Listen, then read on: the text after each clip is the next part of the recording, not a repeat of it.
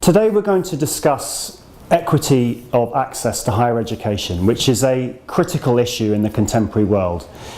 We're looking at a landscape in which access to higher education, the number of people going to some form of post-secondary education, has grown massively in recent years. Since the year 2000, we've moved from 19% of young people going on to tertiary education to a figure that's almost a third. An extraordinary growth, and in absolute numbers that's an increase from 100 million to 200 million people. There's been an absolutely phenomenal expansion, but that expansion to a large extent has been from the more privileged echelons of society, and in many cases in the wealthier countries. The question of fairness in relation to access is an absolutely key issue that policymakers and practitioners have to address. And we also need a lot more understanding of what we mean by equity of access and gathering sufficient evidence to really have a strong basis in order to develop policy. Well, the term equity is closest in meaning to fairness, or alternatively equality of opportunity. But of course that can be understood in many different ways. Most commonly, when we think of fair admissions to university, we think about some of the discriminatory practices that have been perpetrated in the past against particular groups who have been, in a formal way, prevented from going to university on the basis of gender or race or ethnicity or religion perhaps, or a variety of different background features. There are, however, more subtle ways in which, even in the absence of these formal discriminatory barriers, that people might not be able to go to university. But how do we decide what is a fair distribution of places? Given that in almost every system in the world there are some limitations on the number of people that can go to university and the places they can study, how do we decide what a fair distribution of access is? These questions are very difficult because they bring into tension principles associated with what we might call procedural justice, and on the other hand of social justice. So with procedural justice we have issues relating to the process of applying and perhaps being examined for a university place, and issues around who gets priority in terms of the score that they've received on whatever test it might be. And on the other hand, we have issues relating to social access when we are looking at background factors of social groups, whether relating to social class or gender, and issues of fairness in the broader society. And sometimes those two sets of factors can be in tension with one another.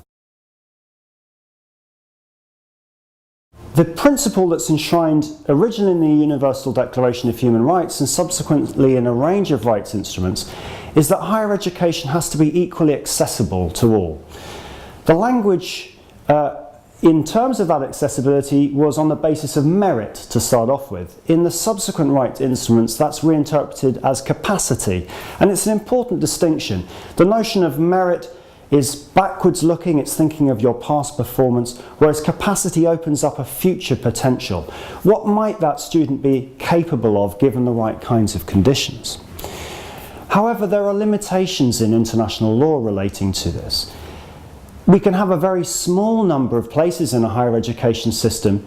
We can conduct meticulously fair admissions procedures, and we're still excluding a very large proportion of the population.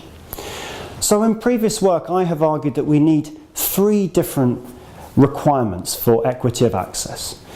First, we need to have availability. That means that there need to be enough places in the system so that those people who have the desire to study in higher education and are sufficiently prepared have a place to go to. The second, of course, is accessibility. This is what's very commonly associated with equity of access, looking at the kinds of fair and unfair aspects of a person's identity and background that we might use when selecting. And usually academic preparation is considered to be the only fair means of selecting. Of course, with accessibility we need to think of a range of other policies that we might need to help students to take up the opportunities that are there, and I'll say a little bit more about that as we go along.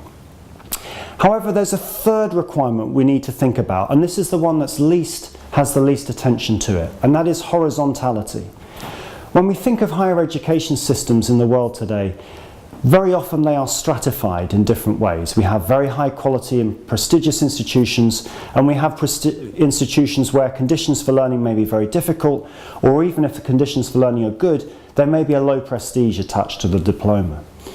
And we need to look at which kinds of students are accessing which kinds of institutions, and if that's a fair distribution. So we need to keep in mind availability, accessibility and horizontality when we're understanding equity of access. A final point that it's important to make in relation to equity is which stage of the process of going to higher education we're looking at. For this talk, I'm focusing only on initial access. That's the people who get to go to university to start off with. But that's not the whole of the story. We need to also think about the experiences that people have within university, how easy it is for them to learn, what they gain from it, how they interact with others, and what opportunities in the broader society that translates into at a later stage. Those other elements are also important, but we won't be able to cover them fully in the course of this talk. We've had an extraordinary growth in all kinds of countries, high income, middle income and low income, but it hasn't always been an equitable or a fair growth. It's largely been a growth that has benefited the middle classes. And this is not only true of countries in impoverished regions of the world. Even in wealthy countries this is the case. You take a country like the UK, students from poor families are about less than half as likely to go to universities as students from wealthier families. So this is an issue that relates to all different countries. So what are the factors that lead to underrepresentation or overrepresentation in university? Well, social class or socioeconomic background is usually the key factor, but there's a tremendous diversity across different kinds of countries. So gender is a factor that historically has had a key impact on higher education access. There has, however, been extraordinary growth of female enrolment in universities across the world. Today, more women than men attend universities. However, there are significant diversity, there are significant differences between different countries and regions in this regard. So there are still many countries in which there are significantly fewer women than men, those countries mainly located in Africa and some parts of Asia. There are a range of other difficulties associated with gender in relation to university that are explored in various research studies beyond initial enrolment that are important to highlight as well, including disciplinary spread, what courses people conduct, and in terms of the representation in the curriculum, role models in terms of leadership of universities and so forth. The two major factors that impact access to higher education are, on the one hand, fees, and on the other hand, entrance examinations. Fees naturally are charged in private institutions, and the private sector is experiencing a huge growth globally. However, they're not restricted to private institutions. Through the increase in cost-sharing policies globally, public sectors of higher education also carry significant costs for students in most countries. Fees, therefore, and if they're not offset by other kinds of compensatory policy, can present a serious barrier to those parts of the population who do not have disposable income.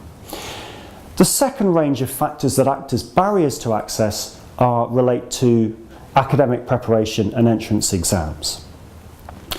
Now, in many cases, we might consider it to be perfectly fair for there to be some kind of entrance examination or other test or criteria for entry. And in many cases, they are fair. However, the notion of meritocracy needs unpacking here. Students, depending on their background, the quality of their primary and secondary education, have different conditions to compete within that apparent meritocracy. And we need to be very careful to separate out what we might consider to be fair criteria for entrance from ones which are very unfair. In many cases, there are responses to some of these problems with admissions procedures that we'll look at shortly. There are, however, a range of other barriers to access to higher education beyond fees and entrance exams. Geographical location in countries with very remote areas that are distant from the location of universities can be a barrier in many cases. Sometimes it's hard for students to relocate to metropolitan centres to attend universities. Of course, these issues can be responded to through distance learning, and increasingly we are seeing an expansion of these forms of provision of higher education to address these issues. Aspirations can be a key issue. Even in high-income countries, working-class students can suffer serious barriers through a sense that perhaps university is not for them, that there are cultural differences in those people who attend universities, and they might choose, perhaps not in their own best interest, that university is not the right path for them. In some cases, there are also barriers of information, students not having the right kinds of information they need to know about what universities are available to them and the procedures for applying.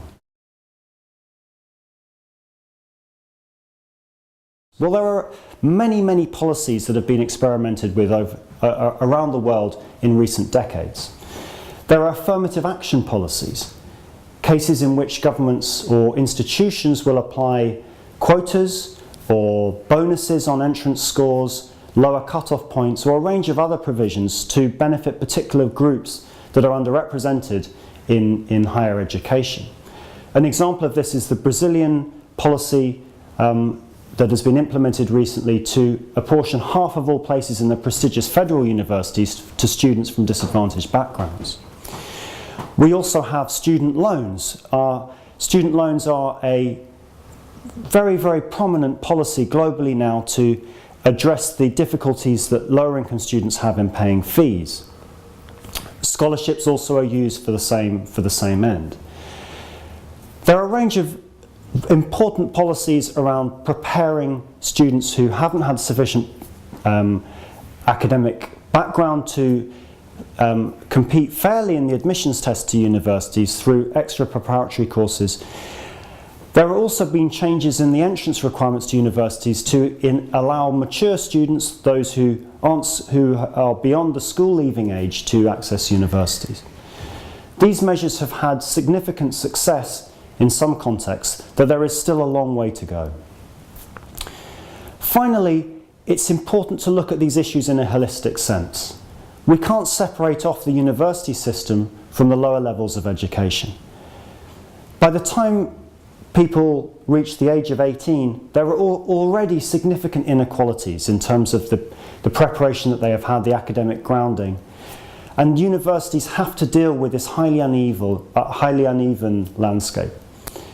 At the same time, we can't let universities off the hook.